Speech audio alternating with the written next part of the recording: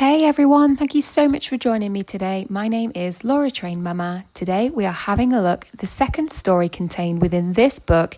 It's Tank Engine Thomas Again, and it's book number 4 from the Railway series. Dear friends, here is news from Thomas's branch line. It is clearly no ordinary line, and life on it is far from dull. Thomas asks me to say that if you are ever in the region, you must be sure to visit him and travel on his line. They will have never seen anything like it, he says proudly. I know I haven't. The author. Thomas goes fishing. Thomas's branch line had a station by a river.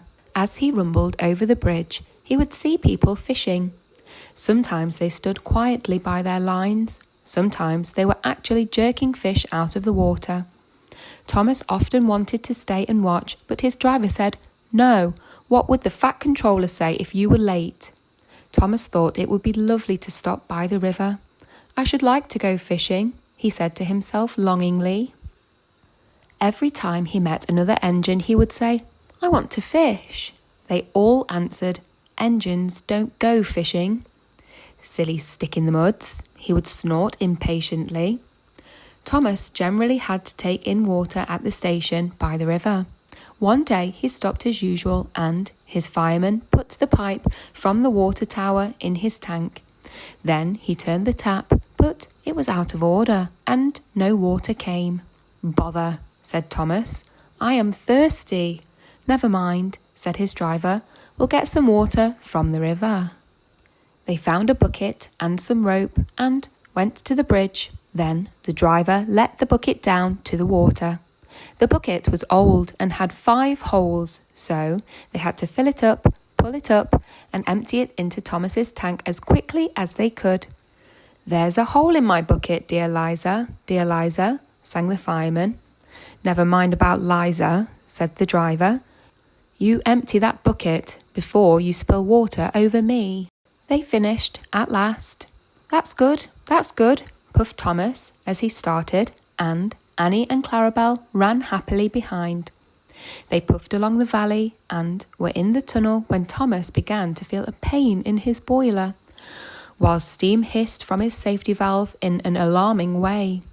"There's too much steam," said his driver, and his fireman opened the tap in the feed pipe to let more water into the boiler, but none came.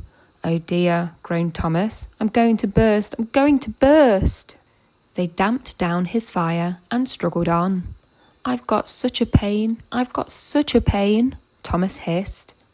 Just outside the last station, they stopped, uncoupled Annie and Clarabelle, and ran Thomas, who was still hissing fit to burst, on a siding right out of the way.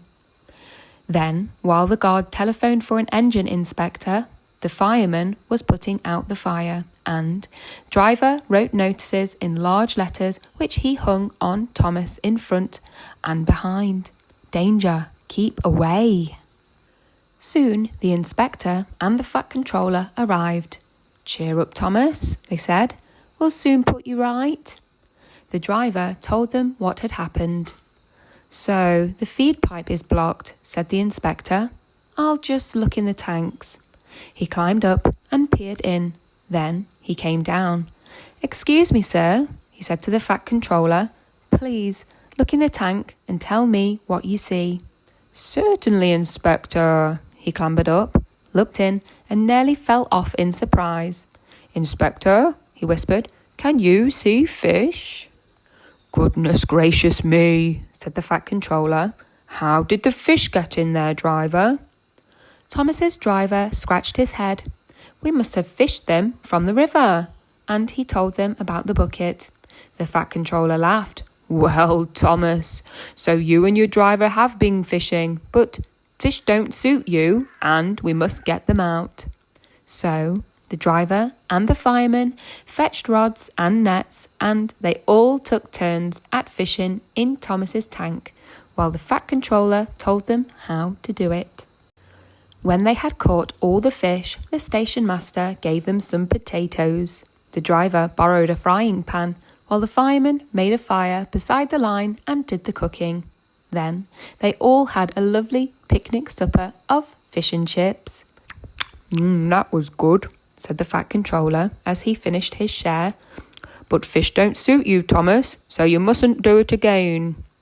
No, sir, I won't, said Thomas sadly. Engines don't go fishing. It's too uncomfortable. That brings us to the end of the second story contained within this book, Tank Engine, Thomas Again. It's from the Railway series, number 4. I really hope that you enjoyed listening along with me today, and if you did, please don't forget to thumbs up, like the video, and check back tomorrow, where we will be reading a story called Thomas, Terence, and the Snow.